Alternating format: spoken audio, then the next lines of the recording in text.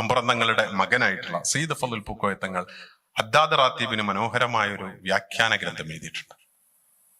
ആ വ്യാഖ്യാന ഗ്രന്ഥം ആരംഭിക്കുന്നത് തന്നെ എന്റെ ഗുരുവര്യരായിട്ടുള്ള ഷെയ്ഖ് ജിഫിരി പറഞ്ഞു എന്ന് പറഞ്ഞിട്ട് ഷെയ്ഖ് ജിഫിരിയുടെ കവിതകൾ ധരിച്ചുകൊണ്ടാണ്.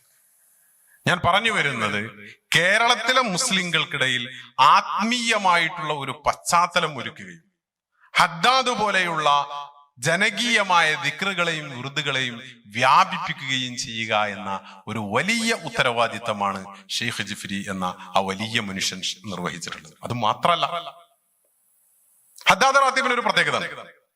ഹദ്ദാദ് റാത്തീബ് തുടങ്ങിയത് യമനിൽ സെയ്ദിയ ഷിയാക്കളുടെ അതിശക്തമായ അക്രമങ്ങളും പ്രശ്നങ്ങളും ഉണ്ടായപ്പോ അതിൽ നിന്ന് സാധാരണക്കാരായ വിശ്വാസികൾക്ക് ആശ്വാസം നൽകാനുള്ള ഒരു ആധ്യാത്മികമായ വഴിയായിട്ടാണ് അബ്ദുല്ലാഹിൽ ഹദ്ദാദ് റാത്തീബ് ഉണ്ടായിട്ടുള്ളത്.